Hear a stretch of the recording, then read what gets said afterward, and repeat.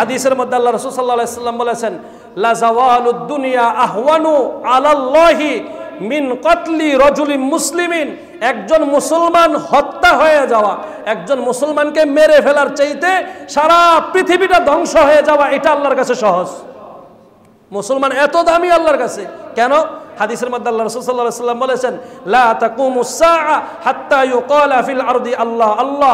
যতদিন পৃথিবীতে আল্লাহ বলনে ওয়ালা একজন ইমানদার থাকবে ততদিন কিয়ামত হবে না। তাহলে মুসলমানকে যদি হত্যা করা হয়, আসমান আর জমিন এটা ধ্বংস হয়ে যাওয়ার চাইতে আরো বেশি মারাত্মক না? আর আজকে মুসলমানদেরকে ঢালাওভাবে হত্যা করা হইতেছে। বিশাল ইতিহাস, আপনাদের কি কি হাদিসের ঘটনা শোনায় আপনাদেরকে শেষ করতেছি। এই যে পৃথিবীর মধ্যে সন্ত্রাসী হওয়ার কারণে এরকম অরাজকতা শুরু হয়েছে, বিভিন্ন সমস্যা আমাদের পৃথিবীতে এখন বিরাজমান। আমরা বলতেছি জলবায়ু পরিবর্তনের কারণে এটা হইতেছে ওইটা হইতেছে, আসল কারণ এটা না। আসল কারণ হলো মুসলমানকে হত্যা। আসল কারণ হলো মুসলমানকে হত্যা। এই মুসলমানকে হত্যা করার কারণে আজকে পৃথিবীর অবস্থার পট পরিবর্তন হয়ে গেছে। হাদিসের মধ্যে আছে, আল্লাহ রাসূল সাল্লাল্লাহু আলাইহি ওয়াসাল্লাম বলেছেন, যখন আদম আলাইহিস সালামকে পৃথিবীতে আল্লাহ পাঠাইলেন, পৃথিবীতে পাঠানোর পরে পৃথিবী ছিল সুজলা সুফলা, ফল ফলাদিতে ভরা, কৃষি জিনিস দিয়ে পৃথিবী ছিল ভরা, সমুদ্রের পানি ছিল মিঠা, এমনকি কোনো শক্তিশালী বন্য জন্তু কোনো দুর্বল প্রাণীর উপরেও আক্রমণ করতো না। হিংস্র বাঘ, হিংস্র সিংহ এটা তারা হরিণের উপরে আক্রমণ করত না। এরকম অবস্থা ওই সময় পৃথিবীর মধ্যে বিরাজমান ছিল। সমুদ্রের পানি ছিল মিঠা, মানুষ সেটা পান করতে পারত। নদীর পানি ছিল মিঠা, মানুষ পান করতে পারত। এখনকার মতন তো টিউবওয়েল আর আর্সেনিক মুক্ত কল আর পাম অয়েল এগুলো তো ছিল, কি বলেছিল, মানুষ ওই পানিগুলো পান করত। কিন্তু যখন আদমের সন্তান হাবিল আর কাবিল দুইজনে বিবাহ নিয়ে দ্বন্দ্ব কইরা যখন কাবিলে হাবিলকে হত্যা করলো, কাবিলে কাকে হত্যা করলো? সবলে যখন দুর্বলকে হত্যা করলো, এই হত্যা করার কারণে পৃথিবীর পট পরিবর্তন হয়ে গেছে। গাছের মধ্যে কাঁটা এসে গেছে, ফলের মধ্যে টক এসে পড়ছে, পোকা এসে পড়ছে, এবং সমুদ্রের পানি লবণাক্ত হয়ে গেছে, দুর্গন্ধ হয়ে গেছে, এবং দুর্বল প্রাণীর উপরে সবল প্রাণীরা আক্রমণ শুরু করে দিছে।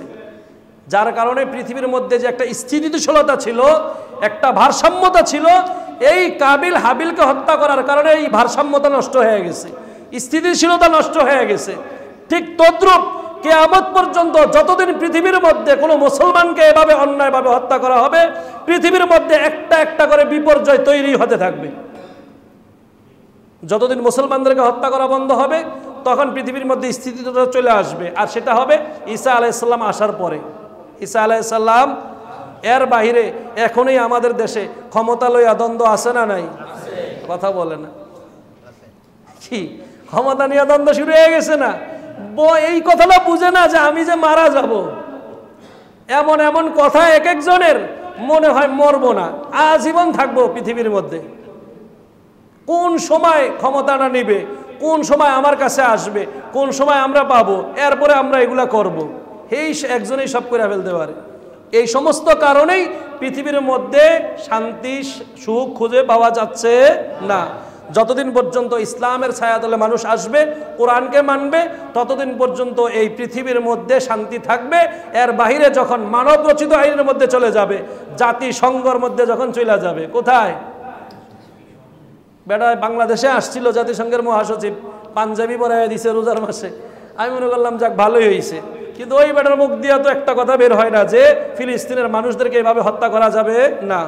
গতকালকেও আমাদের কেবলা, প্রথম কেবলা বাইতুল মুকাদ্দাসের মধ্যে একসাথে 1000-এর উপরে ইহুদি প্রবেশ করছে। ওখানে মুসলমানদেরকে ইবাদত করতে দিবে না। এটা হলো আমাদের দুর্বলতার কারণে। আমাদের কিসের কারণে?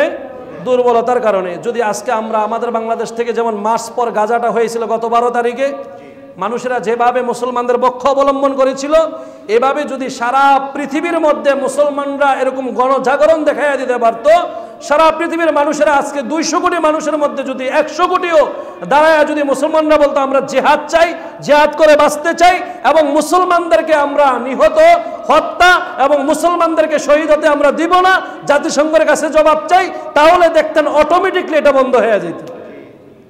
কিন্তু আফসোস আমাদের মধ্যেই বলে এই মিছিল করে কি লাভ হইব? বলি না আমরা এই কথা? এই মিছিল করে মাস পর গাজা বইরা কি হবে? এটা তো বললামই আপনাদেরকে বারবার। ভিতরে যদি জিহাদের স্পিরিট থাকে, যদি সোনার পালঙ্কে শুয়েও মারা যান, তাহলেও আপনাকে আল্লাহ শহীদের মর্যাদা দান করবেন। আল্লাহ আমাদের সবাইকে বুঝার, আমল করার তৌফিক দান করুন। ওয়া আখিরু দাওয়ানা আলহামদুলিল্লাহি রাব্বিল আলামিন।